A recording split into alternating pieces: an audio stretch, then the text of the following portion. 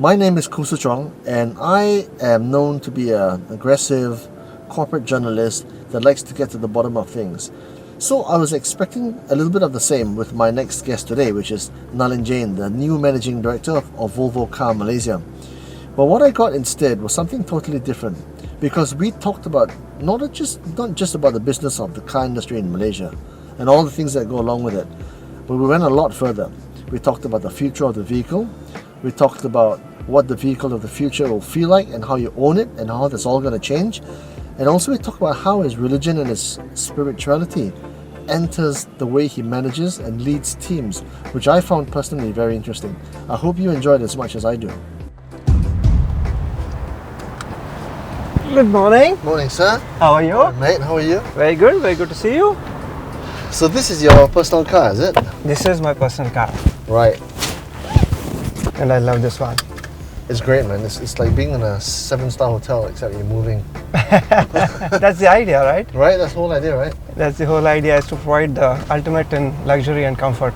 Yeah. So actually it's always a balance, right? When we say freedom to move in a personal, safe and sustainable way. So it's always a balance of all the three factors. So there's mobility, there's safety, and then there's Sustainability. I was standing outside your car with Dom earlier. The engine had been running on engine mode. I couldn't smell the emissions. Yeah, exactly. So this runs on RON 95 or Yes. 95? Yes. So it does a good job of sorting the shit out, right? It does. Okay. It is one of the best engines. Right. You've got about 400 horsepower on this thing. That's the dual engine 400 407, horsepower. right? Yeah, 407 with the dual engine. So basically, which is the PHEV. So it's PHEV, a combination. Yeah. When you have the combination on, then it delivers the 407 horsepower. Cool. With the battery as well as the ICE engine. So let's start at the start, man. Yeah. Who is Nalin Jain or Jain? Yes. Where do you come from? So, like you said, Nalin Jain comes from India. Yep. I have been born and brought up in India. I was basically from Mumbai, big city. So that's why I love KL in that sense, because it's very similar. The energy of KL is very similar to Mumbai. Yeah, in what sense? And it's the city never sleeps. So last weekend, I was in the evening. My son is here from the US. He studies in the US. Okay. And so he's here. So at 1 a.m. we said, okay, let's go down and have a snack. And we actually went down. 1 a.m. is nothing. 1 a.m. 1 a.m. is like 1 p.m. in KL. Exactly. So the city is live. So not many cities in the world can boast of that energy. Yep. So Mumbai is my hometown, and but I've traveled a lot. I've traveled extensively, both for education and plus many projects that I've done in my career before. So traveled to Europe a lot, traveled to the US, traveled to Asia also. So it's been fun. You're an MIT guy and you're an auto guy. You've spent most of your career in the automotive industry. Almost, more than half now. Yes. Yeah. So I understand you're the CFO of Volvo India. That's correct. So you went from looking at the numbers to just looking at the whole business now with Malaysia. Yes. So is that a huge step up in terms of operations? So yes and no. Yeah. So numbers is my passion, like you rightly said. So after my MIT, I went straight away into finance. Actually, I got super excited about finance. Yeah. Because finance is an area which looks at every aspect. Yeah. So in that sense, it's being touted as a COO kind of position, right? You have to look at every aspect of business because everything impacts finance and finance impacts everything. Yeah. So in that sense, it was a good start for me.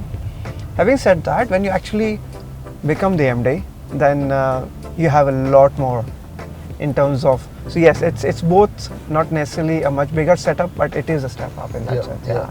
Like you said, there's always a million things that you need to decide and you need to do, but it's fun. I'm like you said, I'm a very much of an auto lover. Yeah. And I enjoy it. Yeah. So you've been in Malaysia 3-4 months? 4 months, 4 plus now. Give or take. So, yeah. What are your impressions of the local car industry? Local car industry, I think it's fairly well developed, I must say. Yeah. For the size of the country and the size of the population, of course there are challenges, right? There are things that can be better, but if I look at my first impression, right, the penetration of the luxury cars, especially for example, in this country is better than many other countries as a ratio of total market size versus the the luxury cars. So I think that's about almost 8%, which is not bad. So how do you calculate that 8%? So the total market is about 600,000 roughly. Okay, TIV. Right? Okay. And luxury is close to actually 30,000 last year. So it's 5%. But I think we expect it to grow to that. The penetration of the luxury car should grow. Yeah. So like I say a developed market like say Australia or Japan, what would those ratios be? So it can be around 10%. Okay. Yeah. Okay. So when we look at the total market here in TIV, right, it includes the others also. So if you look at only passenger car, then the ratio is slightly better. Okay. That's why I said 6-7% is what it is in Malaysia. So obviously, intuitively, affluence would be one reason why the numbers in Malaysia would be slightly higher than say Philippines or like Indonesia maybe. That's right. But what constricts it, do you think, Nalin? So I think basically the government has multiple objectives, right? Yeah. And I think one of the objectives of the government is employment and localization, and they're absolutely fair objectives. So absolutely no complaints about that. Every country must develop the local economy and must protect the local employment. So having said that, I think what is the challenge is very high duties that kind of restrict the growth of the business. If you compare the other markets, like you said, Australia or Japan, the duties are extremely low. So they are able to still protect their local markets through other mechanisms and not just very high import duties. So that is probably one of the things that hinders the growth of the luxury market in Malaysia. Because see, this luxury market is not a volume market. It's lower volumes, which means localization is not very easy. Yeah. Right. And if the duties are high, then the price can be very uncompetitive compared to the similar products in other parts of the world. And nowadays, most of the luxury car buyers are very well traveled.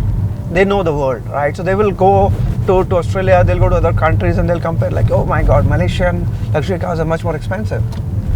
So that's, I think, the balance that the government needs to come up with. I'm not saying it's easy for the government, but I think that's where I think there is a little bit of work that's required. Well, certainly there's a revenue element to this, right? Because excise duties contribute billions of ringgit to the government coffers every year, and it's not as if it's politically unfeasible to tax the rich, right? Because at the end of the day, there's no political impact from taxing the rich. That's right. We've had this discussion actually separately because we met before, Nalin. The Trade Ministry, they are well aware of the situation. Yes. But they have ring-fenced the issue to defending the taxes as being only a very small percentage, ratio-wise, of the whole industry. Yes. Does that hold water with you? So I think what they're seeing is based on the current data, right? And they're right. Okay. But they're not looking at the future. It could be a lot more. Exactly. But because it's kept at that level, exactly, it's not allowed to grow. Exactly. So it's like a chicken and egg, right? Right. If you allow the industry to grow, the revenue itself will not suffer. In fact, the multiplier effect of the tax versus the volume would always be better. See, it's like this debate that technology takes away jobs. It's similar to that, right? Technology never takes away jobs. Technology creates more jobs. It's a very similar debate that it's the chicken and egg debate. What comes first? That's right. Right? So if you get the volume, the revenue will come, the jobs will come, the localization will come. So it's just that sometimes the governments lack that confidence. And again, I'm saying, I'm not criticizing them. I understand it's not easy for them. This is always a very difficult question.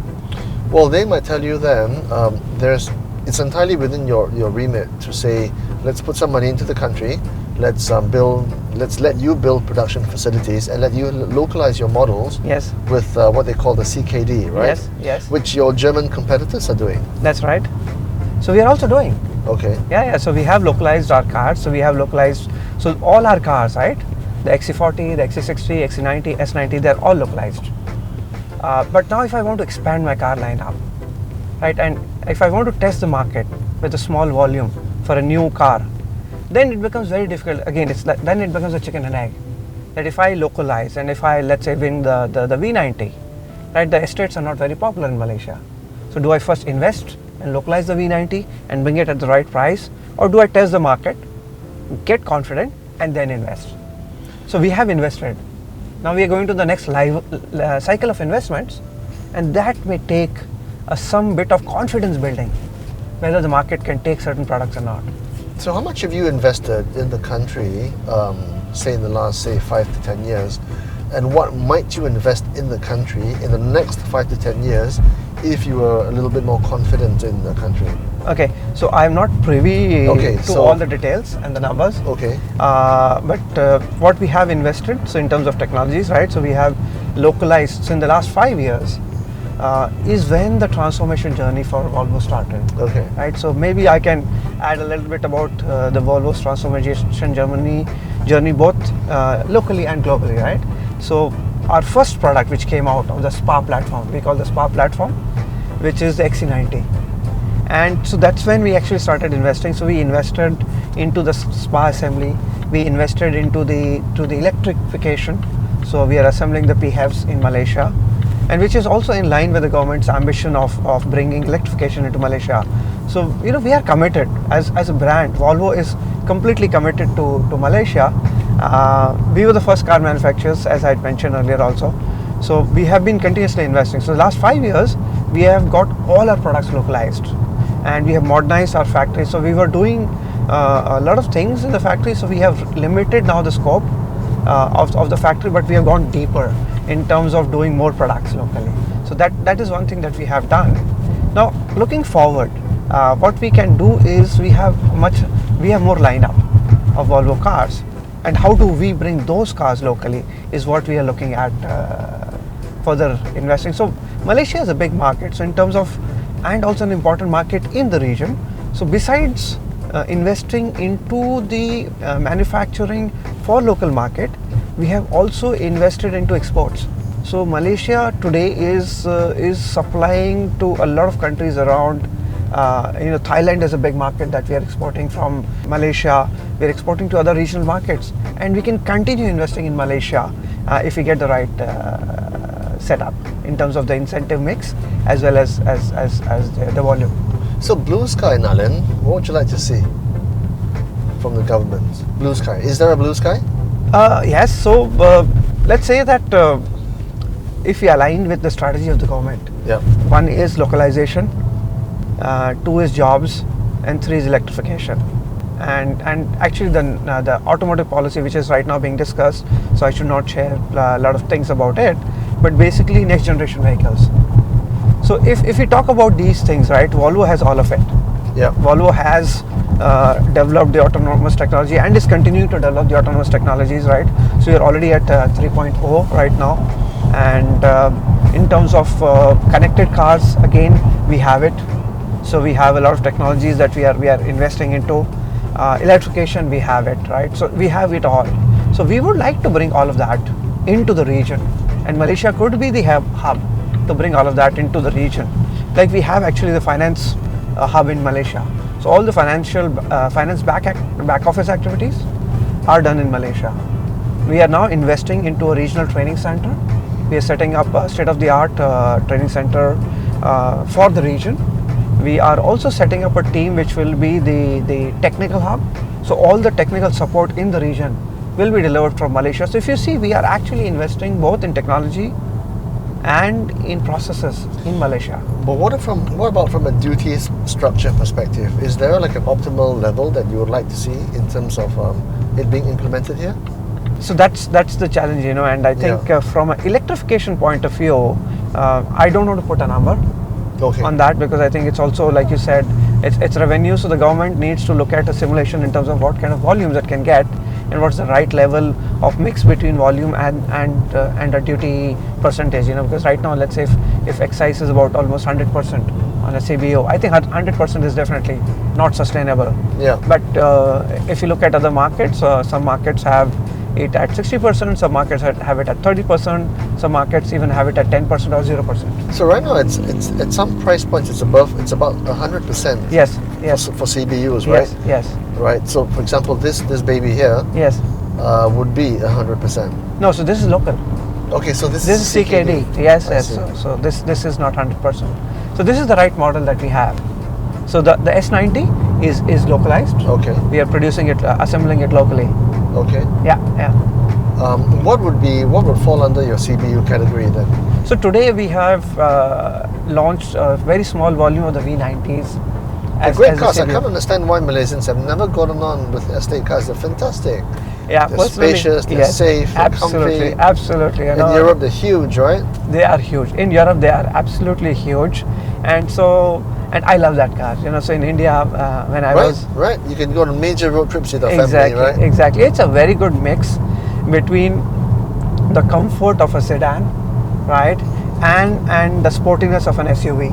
It's a perfect mix. It's a perfect blend, and so I'm surprised. And it gives you the right space and everything. It does. But you can't challenge the customer. Customer ultimately is right in terms of what choice they make about the product. So it's probably also better communication, putting the customer behind the wheel, because I'm sure if you put the customer behind the wheel and they try that product, they will love it. And that's exactly why I've been requesting the government that allow us to bring in a small volume of these cars. Let the customers feel it, right? Let the customers reject it or accept it. Yeah, absolutely. Right? It's like the open market, right? Once the customer says that yes, we love this car, we will invest. Volvo Cars will invest. We will localize it. The one thing about Volvo which I've noticed, and I've owned the Volvo before, by the way. I've owned the 144. Okay. And I loved it. Volvos have a human connection with their owners that the Germans don't have. And I speak from my heart, because when I sold my Volvo, it was heart-wrenching for me. Okay. And I would love nothing more than to own another Volvo in my life. Happy to except hear. that in this country, it's almost prohibitive. Do you know what I mean? Yeah. Because of the structure, the duties, and the whole thing with it. So I've never figured out why. The estate cars in particular, because I've got friends who own estates their entire life, and only Volvos. They will never buy anything else. All right. I can't figure it out. I don't know why. Yeah, that's good to hear. So like you said, the personal touch that you spoke about. So as I said earlier in the beginning, that freedom to move in a personal, safe and sustainable way. So our founder said that cars are about people. So whatever we do has to be safety, has to be people. Absolutely. And so we take that very, very seriously in everything we do. It's not just about how we build cars, but how we work. So our workplace, how we engage with our dealer partners, how we engage with our suppliers. So I think we try to reflect it in every aspect of our business. Sometimes there's less work in some areas, there's more work in some other areas. So like the network in Malaysia, we had a lot of work, and now we have made good progress in that. So in the last few months, I think we have new partners that we are announcing in Malaysia. We are bringing in much better standards in terms of processes, so that the customer's journey with Volvo Cars is premium, and it is very, very efficient. So when a customer wants to get their car serviced, then for them we should be able to provide both the technology and the processes, which is convenient. And you're a processes guy. I understand you try to implement much more efficient wait times for servicing at the dealers. Exactly. And you've also got this huge ambition on a global basis, I think, for your cars, for basically owners of new Volvos, to never ever have a serious accident or injury in any of your new cars by 2020. That's right. So that's next year. Yes. How's that plan going? Plan is going very well. Yeah. So like you rightly said, our vision, so we call it the Vision 2020, which is nobody should be seriously injured or killed in a Volvo car. It's a big plan. It's a very big plan, keeping in mind the fact that it's a global vision. It's not just restricted to one country. So it could be across different types of road conditions, different types of traffic conditions, driving behavior, the other cars around you. It is a big plan. But I think we have made fantastic progress in that, and all the technologies that we have put into the car, which is, let's say, the pilot assist or the city safety braking condition factors, all these things are helping. Yep. What we have realized, so we have done a lot of research around that, and we have collected data from almost 40,000 accidents, 70,000 people involved in these accidents, and this data has helped us to improve continuously the safety in our cars. I'd like to know what some of those data, some of those numbers the stories behind those numbers, right? Yes. In the vast majority, if you can just generalize, right? What causes collisions? What causes accidents? And in the cases, the worst ones, right? Yeah. How could they have been avoided? Exactly. Very good question. It's a perfect question to what I was going to share next. So this data, which I just mentioned. So as Volvo, we are so concerned about safety. We release this data to the industry. So 70,000 people, 40,000 crashes. We have released this data so that others can use this data to make their cars safer. Okay, so you're sharing this data. We have already released this data. Okay. This data is available. So anybody in the industry, whether it is the OEM, Fantastic. whether the suppliers. Fantastic. So we really like the seat belt. It's a global good, right? It's like the seat belt, right? The seat Absolutely. belt was designed by us, but every car has a seat belt which was originally designed by the Volvo. So that's why we say that every car has a Volvo in it. Fantastic. So to answer your question, what is the next step, right? So this research also showed us that it's not just going to be only technology, right? You can put in as much technology as you want in your cars, but there is the behavioral aspect of it. That's right. Human error, right? Human error. If they're texting or they're Exactly. on the phone or something, right? Exactly. So there are three factors. How do you mitigate that? So 3 factors, right? First is distraction, 2 is intoxication, and 3 is speeding. So these are the 3 factors. So let's repeat that. So one is distraction. Distraction, like you said, texting it all. Okay. Right? Intoxication. Intoxication and speeding. Speeding, I see. So it is a combination of how we educate the people, how we change the behavior, but also equip the car to detect this. Right. 3 behaviors, right? So it is always going to be a combination. Fascinating. So how do you measure intoxication? Right. So I'll go one by one what we have already done and what we're planning to do, right? So let's take the example of speeding. So we have announced that from next year, none of the Volvos can be driven over 180 Fantastic. kilometers per hour. So what does that do for sales though? Because a lot of people make a big deal Yes, of top you are speed absolutely right. You are absolutely right. So, and this is a very interesting discussion. So we as Volvo, again, very responsible business. We want to have this dialogue. We want to have this discussion. And very interesting that if you go back 60 years, when we introduced the seat belts, we had similar controversy, we had similar challenges. I see. We had similar restrictions. People did not want to wear seat belts. People said, "Oh, you are restricting my freedom, XYZ, I won't wear seat belts." Incredible. Right? Incredible. Who would have thought, right? Exactly. Who would have thought? Exactly. Same discussion we have triggered, and we are very happy to have triggered this discussion about speeding. Because very clearly, based on our data, we can see that speeding is a major cause of fatalities and serious accidents. The other two, which is distraction and intoxication, so we have technologies in the car, so which detect that your behavior or your driving pattern is not a normal driving pattern. Okay, so it becomes more erratic, maybe. Yes, exactly. If you're cutting lanes too often, if you're drifting from your lanes, so the pilot assist technology, which actively assists you, but also monitors and observes your behavior. Right, so it will tell you. So in fact, whenever sometimes I do rash, right? So the car tells me that okay, it's time for a coffee break, which means it is detecting that I'm not driving normally, and there's something abnormality in my driving behavior. So how much of machine learning comes into this, right? So how customized does it come? So the car of the future, yeah. Yes. You enter the car, it detects your biometrics or whatever from your eyeballs or your fingerprints or whatever. And it knows all about you already. It knows your driving patterns. Then it can tell if you're erratic or unpredictable. Yeah, so it's more not so much individual, but it is more about how typically it will sense road. Okay. Right, so it will sense that these are the lanes, you are drifting from the lanes. So it is anyone. I see. Anyone who drifts from the lanes, it will detect that you're drifting from the lane. You're drifting too often. You're not sticking to the lanes. But isn't it like, I mean, you're a bit of a techie as well, I understand, right? Yeah.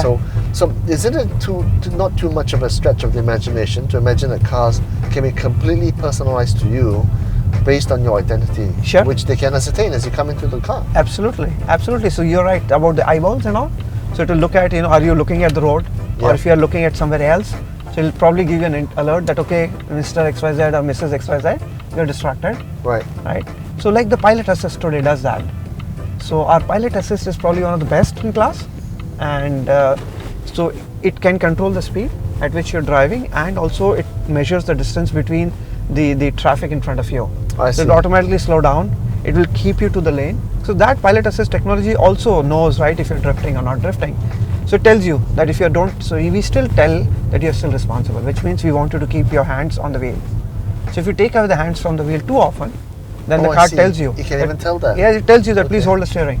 Okay. So there is so much technology already there in the cars which detects what you're doing and what you're not doing to keep you safe. I think this is where the debate will come that, where is my privacy and where is my safety? Yeah, yeah. And so that is why we are testing all these technologies and we are introducing them in a way which is not intrusive, but it is very important from a safety point of view.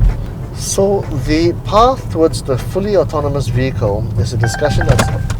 So this is one of the technologies. Oh, I see. So it's got that radar thing going on. So it's got the radar thing. You were too close to the car in front of you. So does it intervene in any case? It doesn't. You can't turn it off now with these cars. You can turn it off. Okay. It is. We still allow you to do that personalization right now. Okay. But it's always advisable that you don't turn it off. So we just experience that. It's fantastic. We just experience that. Yeah. So this is what we were talking, and let's slight distraction. Yeah. And it helps you. It saves you. Okay, so that intervention thing is very interesting. Yes. Does it cut out your speed as well? It does. Okay. Yeah, so it reduces you. Yeah, so if you put the pilot assist on, right? Right. So if you, let's say, set your pilot assist to drive you at 100 kilometers per hour. Right. But if the traffic is moving at 90, the car will slow down at 90 automatically, so or 60 or 40 or 50. And as the traffic picks up, the car will start accelerating on its own.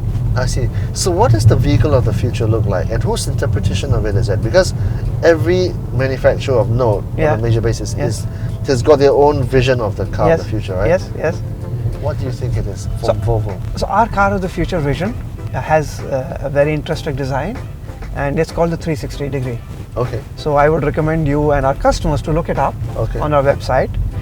It's a car where we are envisaging how we can, make this car your next home when you're out your home, right? So you can not live in the car, but spend a lot of your time. Because you spend a lot of time in the car, so you could. So we have 3 or 4 concepts that we have launched. First concept is that this car becomes like your office. So when you're having a business meeting, you're driving from point 1 to point B, you can pick up your client, you can pick up your customer, and have a meeting in the car. That's right. It. Yeah, so you could use that as a meeting space. So the car is driving on its own. The car of the future. Fully autonomous. Fully autonomous. The car of the future is driving on its own. You are sitting with your client or your customer or whatever and having a meeting. The other design or concept could be that in the evening, right, you want to drive around the city, have nice views, as well as have party with your friends. 3, 4 of you get together, have coffee, have drinks, whatever. The car is driving on its own. And you set the route, you can go through beautiful routes and you're fantastic. So it's still the same vehicle except for with different modes. Different modes. So we are also looking at replacing short haul air travel. So you sleep in the car on the night, right? 4, 5, 6 hour journey. You're extremely comfortable. So hang on. The car takes you from one place to the other. You're sleeping and the car takes you. On the road, or is it on the road? On the road. On the road. Okay. We are not talking about flying cars. Not yet. We're talking about on the road driven cars. Oh, I see. Okay, so if you say, let's imagine that Asia is now fully connected by highways, right? Just like in Europe. Yeah? Yes, exactly. You can go to sleep in London on a bus, for example. Yeah. And you can wake up in Milan. Exactly. At 7 a.m. Right? Yeah. Except in the future, the cars will do this for you. Yes. So you could sleep here in KL and wake up in Phuket, wake up in whatever. Fantastic. Yeah. So the other thing that I love, of course I love driving, right? And so about this car, right? So this car, I love driving. So if you see, I've already done 7,000 kilometers in 2 months. Where have you gone? I've gone to Penang, I've gone to Melaka, I've gone to Johor Bahru, I've gone to Redang, so I drove to Terengganu. Nice. So yeah, I've been driving a lot with this car. I love driving. So this car has one of the best sound systems, the Bowers and Wilkins that we offer. Yeah.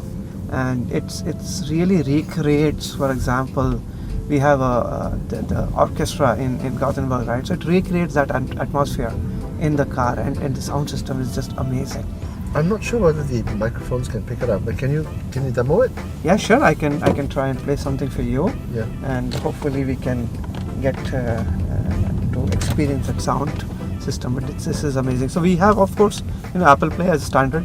Yeah. And so I'll connect and use Apple Play. Okay. And play some music, which is hopefully going to demo you the quality of it, sound system that we have.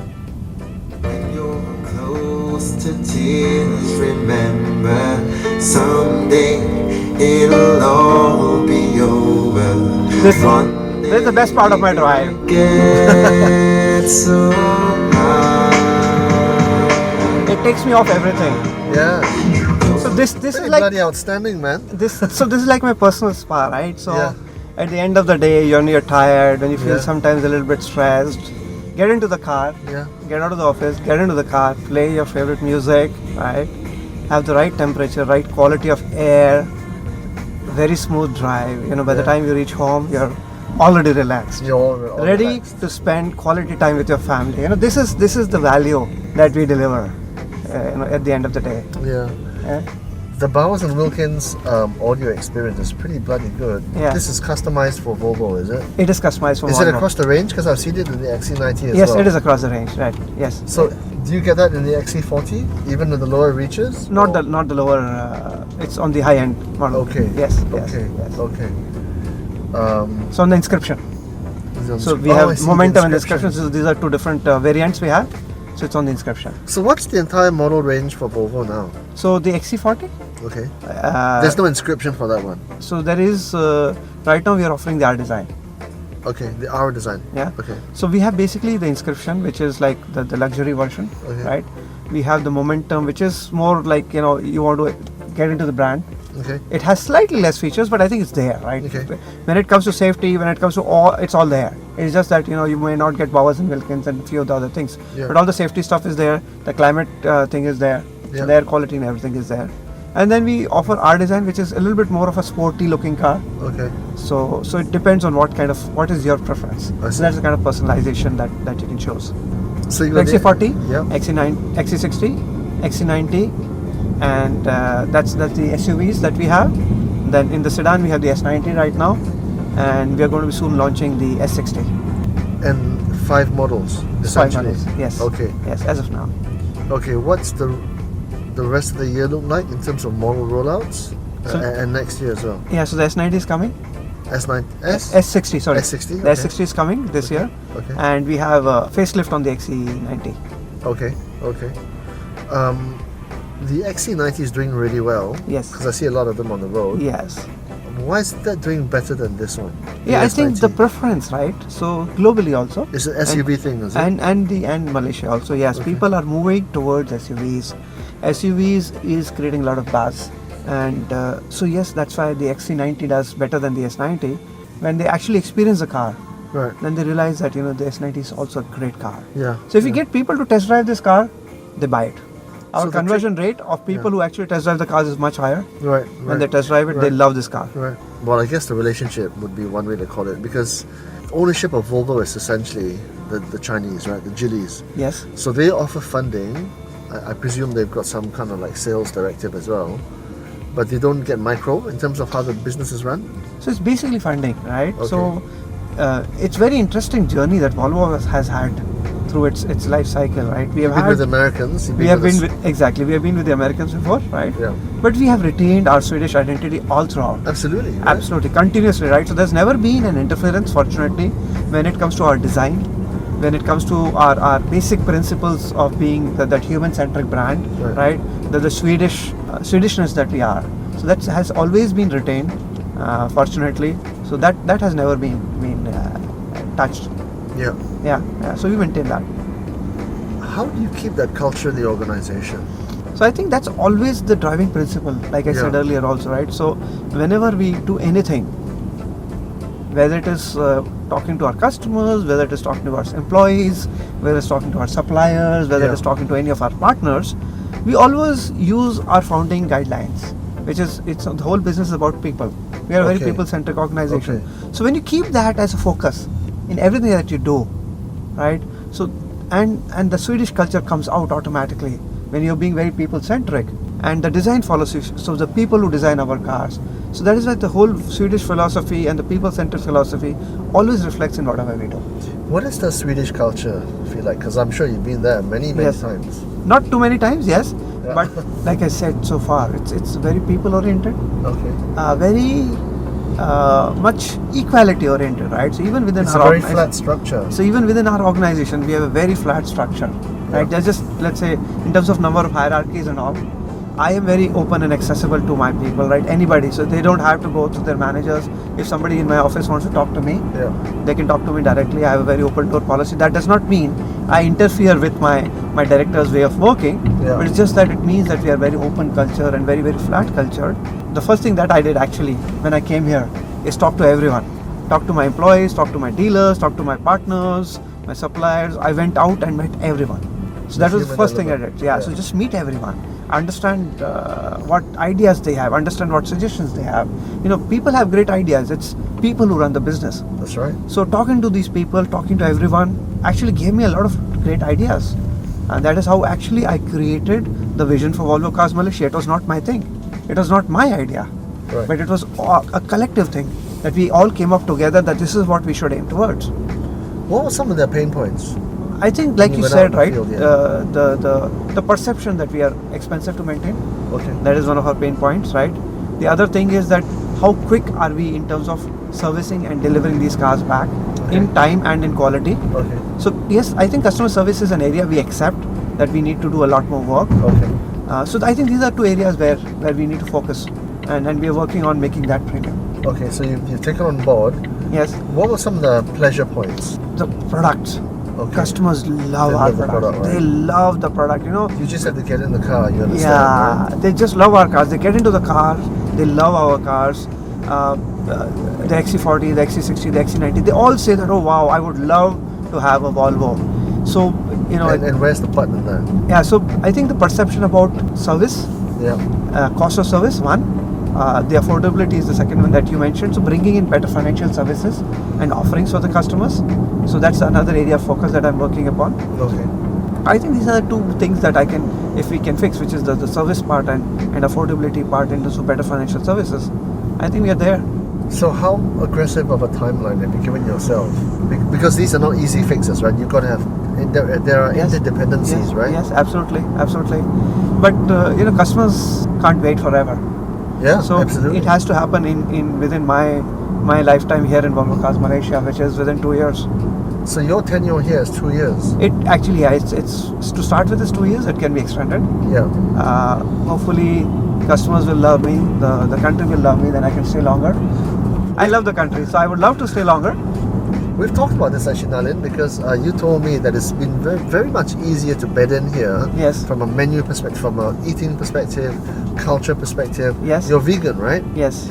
And the availability of F&Bs here has been quite good for you. Very good. Very good. Very Right. impressive. Yeah. Because if you go to any other countries in the region, right, in the Asian region, it's more difficult.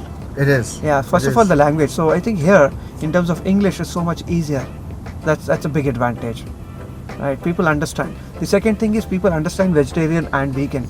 That's a huge advantage. So they I would. don't understand the difference. So people know that, for example, when I'm vegetarian, I don't take any animal product, Right. and so they understand that. So they understand we can't mix things, and they even ask me that can you take onion and garlic, which is the next level. Yeah. Some of the Indians follow, which I don't follow, Right. but some of the Indians follow. So I think in that So sense, you're very straight, Nalin. yeah, I'm quite strict. Wow. So that's a faith thing, or So it's a faith thing, but it's Yeah. also a lifestyle thing, right? So it Okay. started as a faith, of it's course. a health thing as well, right? It's a health thing as well. So Right, I started right. as a faith. It's a family thing. So my last name is Jain, right? So that's my religion. right. Yeah. So I'm born as a Jain. So to be born as a Jain, so that's one of the religious sects we follow. Is that part of the caste system where you're like up in the No, higher- nothing like that. No. So it's nothing to do with the caste system. It's Okay. a religion Okay. thing. Okay. And so it's not about being up or down. Okay. And so as a Jain, the fundamental principle of Jainism is non-violence. So okay. Okay, so whatever we do, so I cannot, for my own survival, take life of any other creature. Okay, so it's almost Buddhist like, right? Yes, so it is Buddhist in that sense. Yes, you're right. So Right. so if you want to compare, so it's in Malaysia, Buddhism, the kind of food Buddhists eat, I can Yeah. eat that food. It's very non-adversarial, very peace-oriented, Exactly. and very consensual in a way. Exactly. So, like I said, non-violence Right. is one of the strongest principles, but there are two other things, which is respect and tolerance for everyone. Right. Which I see a right, lot in Malaysia. I think, Malaysia being such multicultural, Right. I think it has got very good tolerance for the others. I think that's very nice. I need to interrupt. Beautiful hoarding. Is that yours? That is ours. Fantastic. Yeah, That sells the That's the XC40. XC40. yeah. And in the night it looks much nicer. I like the Alcantara interiors. They're fantastic. Yeah. Is that standard across the range? Is it? No, that's the R design. That's why. No, the Alcantara interior. The seats. No. The seats. It's also, that's why I said I think it's R design. Ah, right. So it's available in limited. So that's how we differentiate, right, between the inscription, the art design, and the momentum. Is I we see. also provide different choices of interiors I and see. personalization. I see. I Yeah, see. yeah, So how does your belief as a Jain yeah. come in and interplay with your management style? Because that's another big thing for you. Yes, absolutely. You're absolutely right. It's a very valid question because fundamentally the principles apply to all human beings in all aspects of your life, right? So the principles in the physical world and the metaphysical world, according to me, are similar. Okay, I love how you bring in the metaphysical as well, because not many CEOs would do that. Yeah. So because metaphysical, so the law of cause and effect in the metaphysical world, which is if you do right, things happen Directly right to you, proportional. right? And it's the same law as the Newton's law of every force has an equal and opposite reaction, Absolutely. right? So the laws in physics and the metaphysics are the same, right? So when you understand that you need to do the right thing all the time, that one needs to be conscious of doing the right thing all the time as a leader. So these are the things that I follow as a principle, and it gels so well with Volvo principles of being human. So what is the Nalin Jain principles of management? Yes, What are your top 3 rules? top 3 rules of management. So Yeah. like I mentioned, I believe that the laws of the physical world and the metaphysical world are the same, right? So respect for every human being is the most important one to start with, Yeah. right? Which means that whoever is part of the organization has an equally important role to play, and I believe this from my heart, right? I'm Yeah. not saying this for lip service. Is that anyone in this organization who works for us, whether it is in the organization, whether it is a dealer, whether it is a supplier, I think they are all playing an equally important role, right? Because when you look at the whole car, it has got thousands of parts, Yeah. right? But even if the smallest part fails, the car does not work. So everything is important. Something will be less expensive or more expensive, Yeah. but for me, as far as the importance is concerned, every human being is important. So when you start with that, then you have the ability to listen to everyone objectively. So that's the second thing which I try to apply is whenever I listen to people, Yeah. how objective I am being with each and every one of them. So we have these stereotypes, right, in the organization. So like you said, I was a CFO in Volvo Cars India. Yeah. So every time a salesperson comes to you with a proposal, they want discount, they want a scheme, they want money. Are you always looking at them, oh, these guys have come back for more money? Yeah. Or do you look at every proposal objectively, independently, for its own merit? That every discussion that we have is an independent discussion, has its own merits. Let us not have biases about anybody who's presenting that proposal.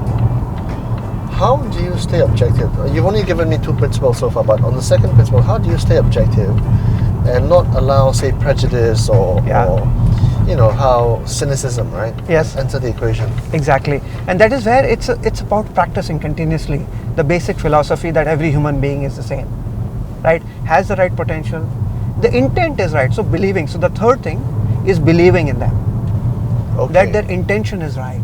Everybody wants to do better. Nobody wants.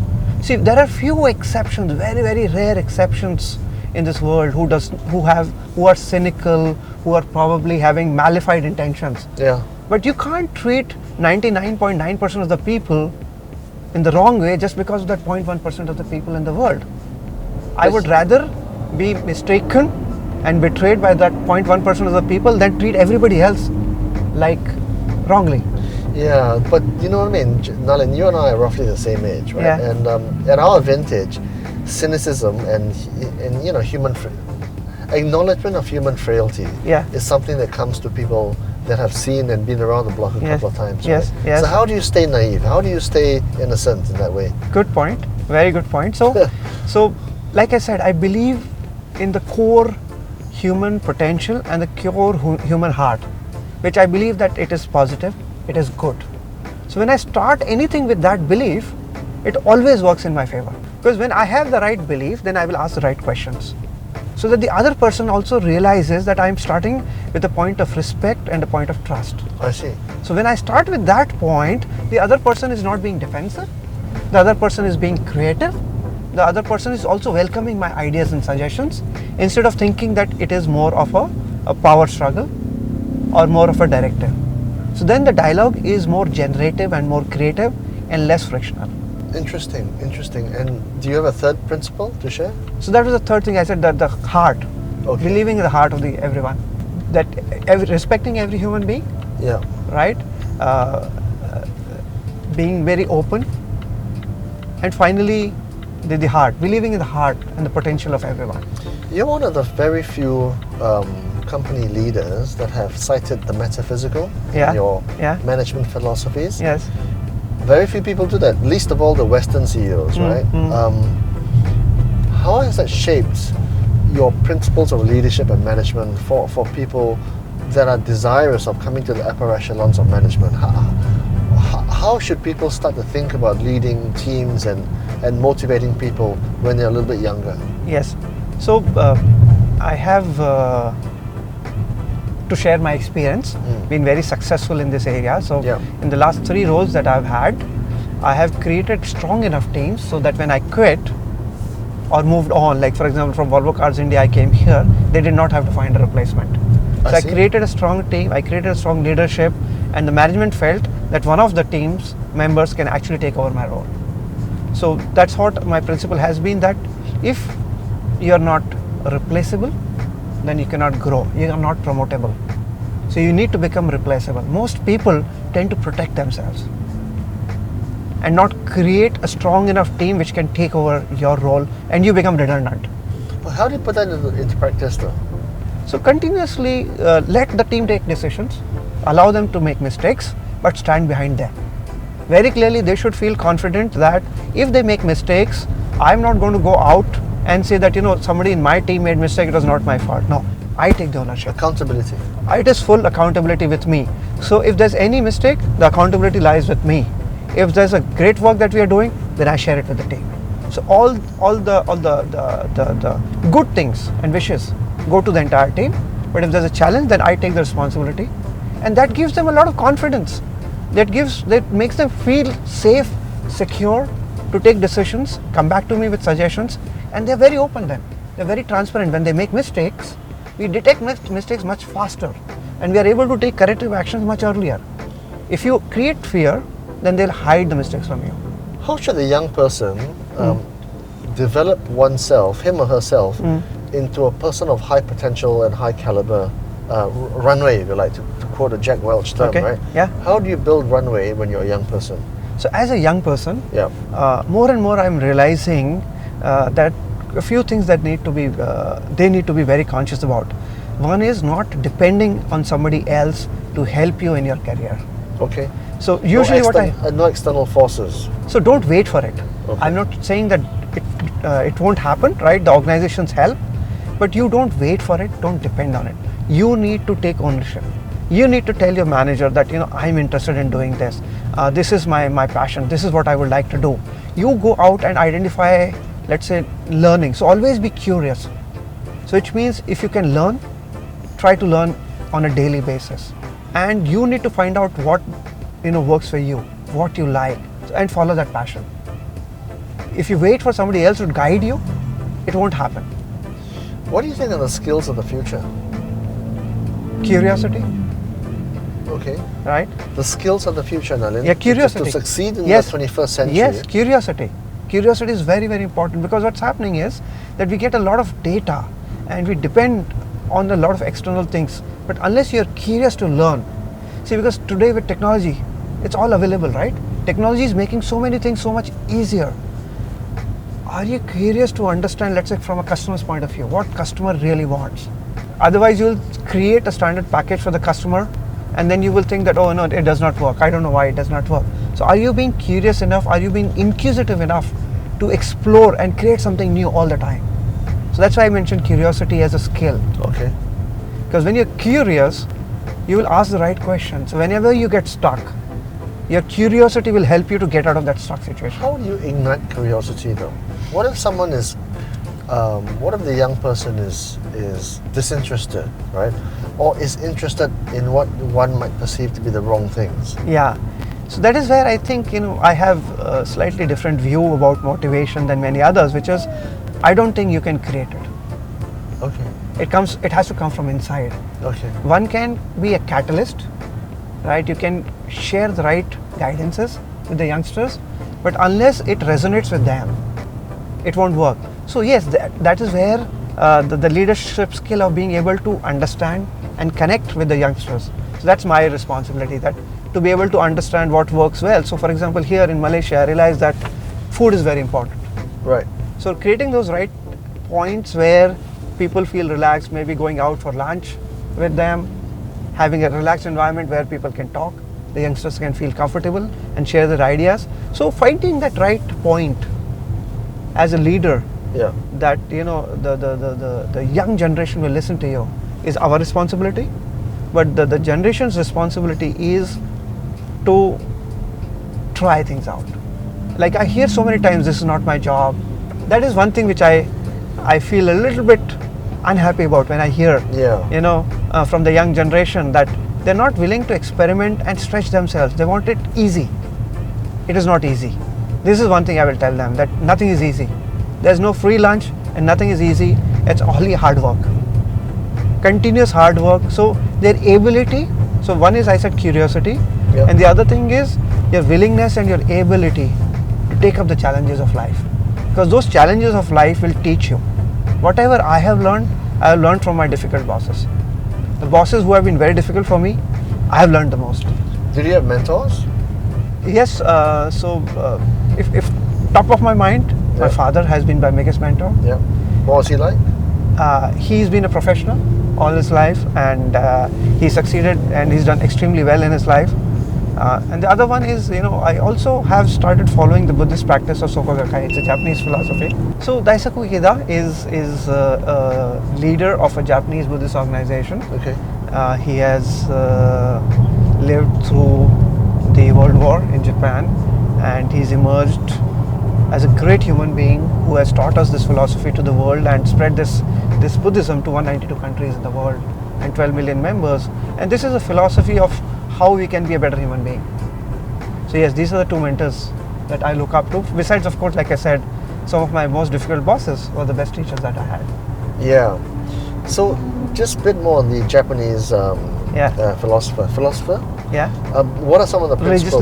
Religious leader. Yeah. Okay. Same principles as I said earlier, right? Okay. Of humanism. Okay. Everybody has the same potential. Okay. As a human being. Do you think that everybody is born with equivalent potential, or do they be? They're born with equivalent potential. You think so? Yes. Inherently, you believe that? Inherently, I believe that. From my heart, I believe that, Okay. right? It's just that they're not able to manifest that potential because of various reasons, right? Environmental reasons. Yeah. So the external world influences us a lot. That's a fact, right? We accept that. So this philosophy helps us to overcome those external factors and manifest your potential in any condition. So whether on a certain day I have been able to achieve what I wanted to achieve or not achieve what I have not been able to achieve, do I still feel the same level of happiness, confidence and calm in my life, is what this philosophy helps me achieve. So that there's another day, right, that I'll come back, I'll stand up. So you fall 5 times, you stand up the 6th time. Like Edison did not discover the light bulb in one try. He tried 999 times. Now if he would have given it up, he would not have had the bulb. Like, oh my God, I have tried enough, I can't try anymore. Yeah. If he would have given up halfway, the light bulb would not have been discovered, at least at that point in time, maybe later. So this is basically the definition of victory is very unique, which is that the definition of victory is not achieving what you wished for, but that you stand up every time you fall down. Then you are victorious, because you will find victory. As long as you have the power to get up and follow your vision, you will achieve it. Resilience. So when you look the potential higher in the eye, not just a fresh graduate, but your mid-level guys as well, even upper mid-level guys, when you look in the eyes, Yeah. What do you look for? So I look for two things. I look for passion, and I also look at, are they happy doing what they're doing? How do you gauge that? How do you gauge that someone is genuine and not faking it? That's a very difficult one. Right? That's a very difficult one. That's where the trust comes in. Right? So you trust the people. So how I gauge? I gauge by one thing. I think it's a very simple formula. Although I said it's difficult, but the formula is very simple. Do what you say what you do. So if there's a consistency between your words and your actions, I think that's the best proof. And you can tell, right? Yeah. So over a couple time, months or something, over you can tell. over a period of time, if somebody keeps saying something, and if they deliver what they're saying, then you know they're genuine. But if people just have lip service, but they miss on their commitments, then you know that they're not genuine. Well, that's quite Gandhi-esque, because I think Mahatma Gandhi was one who said this, right? If you're aligned with what you think, what you say, and what you do, Exactly. then you're Genuine. genuine. Absolutely. I was going to say the thoughts, but thoughts you can't find out. Correct. So that's why I said what they say and because your thought is for you. That's right. What I think, what I say, and what I do has to be consistent. These are the three entities that I need to become consistent in. But for the others, I don't know what they're thinking. Too many people in the world are not consistent in terms of what they say and what they think and what they do. That's right. That's the main. That's the core of the problem of humanity. Yeah. The core problem of humanity is this. If you align the three, you'll be all okay. So what about Nalin Jain? How does he de-stress? You don't have many vices, outwardly speaking. You don't drink, you don't smoke. You certainly don't take drugs, that's for sure, right? So why do you have vices in life, right? To get high in life. I'm already high in life with what I'm doing. I'm extremely passionate about my job. Yeah, that's a good point. Why do people have vices? Because probably they're not happy with what they're doing. It's escapism, right? It's an escapism, right? I don't need to escape from what I'm doing. I love what I do, right? I enjoy my car, I enjoy my work. So I'm already high on life. With all of these things, I don't need anything else, external high.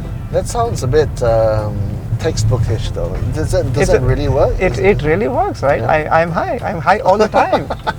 I'm high all the time, right? So I'm already drugged all the time. Especially this very good quality AQI and yeah. Exactly, right? So I don't need that. How do you de-stress though? What you do to chill out? Music is one thing which I said, right? So if I drive, put on my music, it really helps me relax, right? It's my second passion. Yeah. So I do that. I travel, and I also read. So because reading helps you to really get different perspectives on life. So one of the books that I recently read was Man's Search for Meaning by Viktor Frankl. Right, and that's not a new book. It's not a new book. It's a very old book, right? And that is one book you can read again and again and again, and it amazes you, how, and it shows the human potential, right? In the most difficult of the conditions, you can stay positive and you can come out. That's exactly that book shows, right? You fall down 10 times, you get up 11th time, and you can be successful. In your opinion, what is the true meaning of life? It's certainly not to be CEO of a car company. Certainly not to talk to people and write stories. Certainly not that, right? We just do that as of right to get a living, but that's not the true meaning of life. So, the true meaning to life, or finding the purpose to your life, right, is one question which has actually been studied by so many people, right? Yeah. So many people. And what I have realized is that through whatever I do in my life, whether it is at workplace, whether it is with friends, whether it's with families, if I can add a little value to them, if I can make them happy in any way, right, then I feel happy.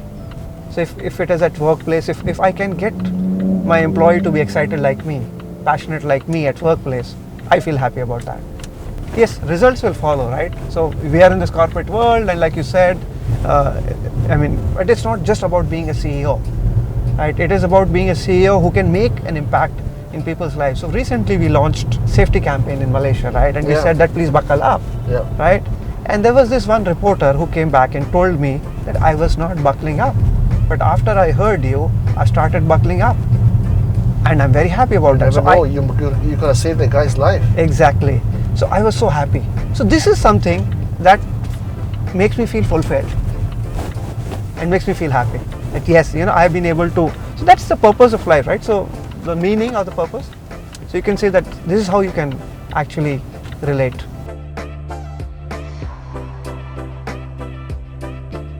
So 2 more years left in Malaysia, huh? 2 more years, maybe a little bit more. A bit more? Yeah. Bit more.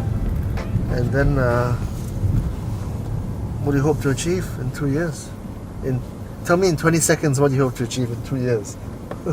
Great customer satisfaction. Yep. And a segment share of 15% plus, which means we are a commendable force, the brand in the market.